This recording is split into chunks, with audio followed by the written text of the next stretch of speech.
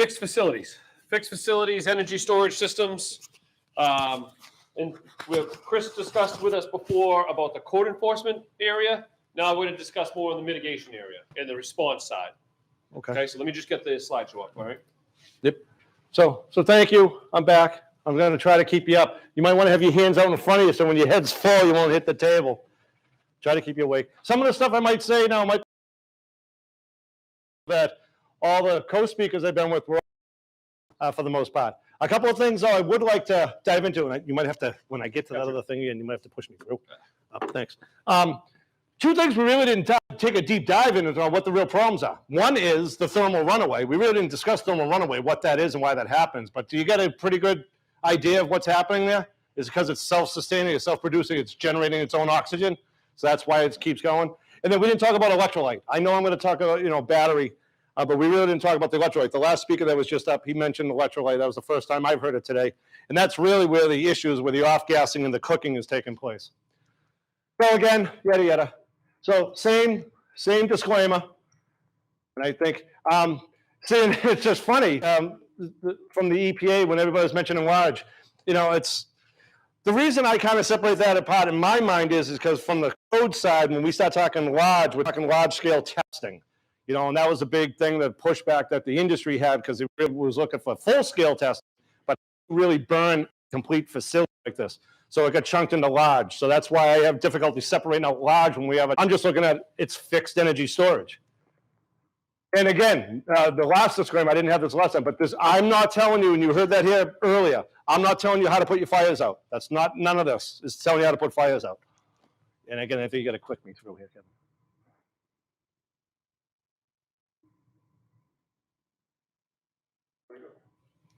Oh, okay. There's no magic wand here. You've heard that. I guess we're all on the same page, all the speakers that we have, but same thing. There's no magic wand. There's no one-stop shop for all this stuff. Large-scale facility, I think this is one of the ones from New York State. So I mentioned earlier, New York State had its third mishap. They were all pretty close together. And this is what one of theirs looked like. And then I mentioned Martinique had just had one the other day. Idaho had one recently. It's tabulated now that I think we're around 70 incidents since the tracking's kind of been in place over the last 7 years. And that's worldwide. This here, I think, is a little video clip. Yeah. So here's part of the problem why we're using so much water, because our water is not effective. I know I don't mean it to be comical here, but that's part of the problem. And I mean that we saw the Wakefield thing. I'm changing gears, going back to the cars here quick, but we saw the Wakefield and we heard the comments. It took 60 million, 20 million gallons of water. It's because we're not able to get the water to where it needs to be effective. One thing you want to keep in mind is that these are batteries. They're intended to be protected. So they're protected. Then they're in another protector, which goes inside of a cabinet, which goes inside of an enclosure, which goes inside of a Connex box. So they have all these layers. So that's why the delivery of water is problematic, and that's why we're consuming and using so much water. This is Cambridge. I worked there. This is a facility we have to just showed up one day because this was kind of before the regulatory pieces. All you're seeing in this is just the two arrays of the batteries. To the left is where it changes over.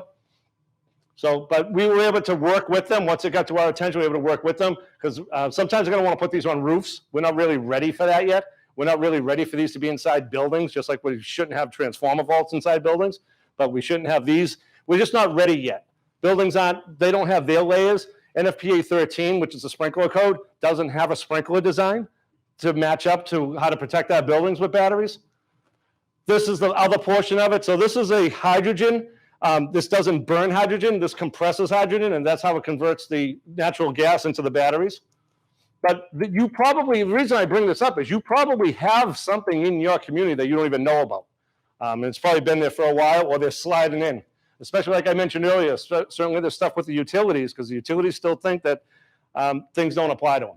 So, and you heard this, and again, same comments. Low frequency, high profile events, we're just seeing more and more of them. We certainly see more and more of them, sorry, Sarah, but we're seeing them on the consumer product side, that's where they're really hurting the people the most.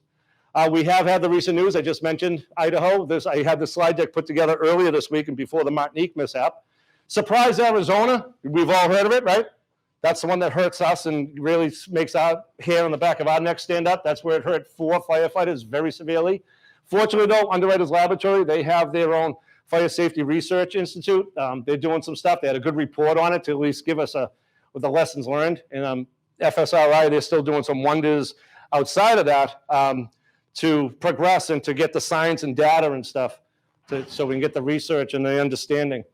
So no doubt these events are dramatic. They hurt people. In our standard development, we first thought that water and access were going to be the biggest key factors for us in the fire service. We've deviated.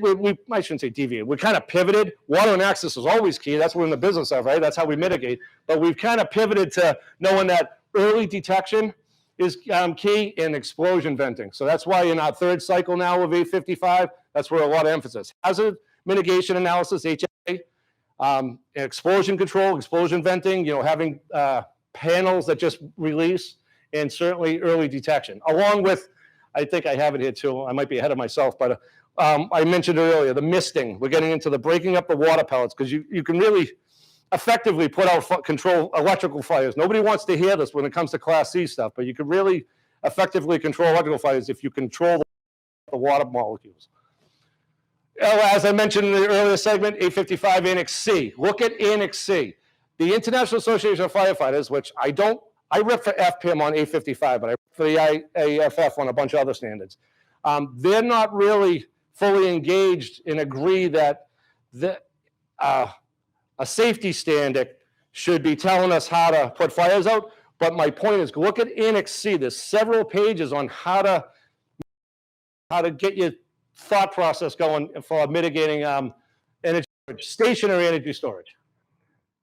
So, again, the electric background, and I got one of my bosses here, try to downplay it a little bit. We being a hazmat, we're trying to see, we do see the parallel on how it matches up being a hazardous material, certainly on the chemistries and the abatement piece to it and the handling, but really it's an electrical event is really what's taking place.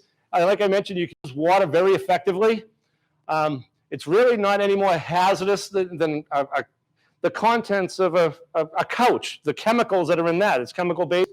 That's how we try to look at it a little bit.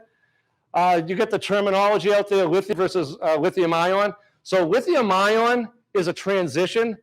First of all, a lot of batteries don't even take a lot of lithium to make a lithium-ion battery. And that transition is the raw lithium.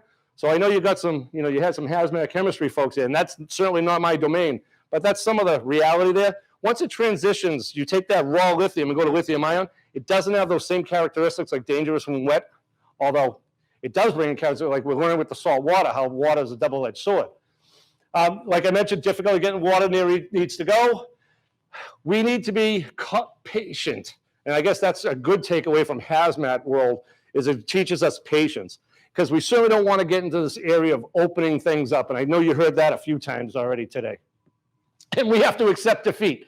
We don't want to believe that. It's tough, especially today where everybody got phones and they're filming things and the news cameras are quick to get there. And it's, see firefighters standing with their hands in their pockets per se. But it's one thing you might have to be part of your strategies is to let it consume itself. Because like I mentioned, in the design to meet the safety standards, that's what their intentions are. Their intentions for them to have a failure. But the failure is supposed to stay within itself and not propagate. And that's how they go through certain testings. But again, I know I get it. It's a hard nut for us to swallow in the fire service because we want to be aggressive and we want to take it to the challenge and put the fire out. So it's supposed to consume itself. Some events actually have successful failures. Moss Landing in California had 2 failures within the last few years. The second event they had was actually successful. It made it to the news. You saw all that activity, but it didn't go. It didn't look as dramatic as what I showed you in those pictures. It was just the container looked untouched. That was a successful failure. So that can't happen. They're looking at fluid management. So fluid injection as being like a coolant. I kind of relate it to like your car that you drove here and your radiator system. That might be something that may bring a lot of promise now into the industry to keep things cool and keep things in check. Water misting. I mentioned it earlier, kind of showed the card there. NFPA 15 and 750 are being looked at heavily in the stationary world to introduce. Instead of just having a standard, like I said, NFPA 13 doesn't have a sprinkler design, so to give some options, that's what they're being looked at. I mentioned the ERP, the AP, same carryover from before. certainly in your mitigation, protecting exposures, okay? I know you know that. I know I'm preaching to the choir, but that's certainly key, is keep the exposures in mind. And you want to monitor the air quality, which I know you heard that already. They come in all shapes and sizes.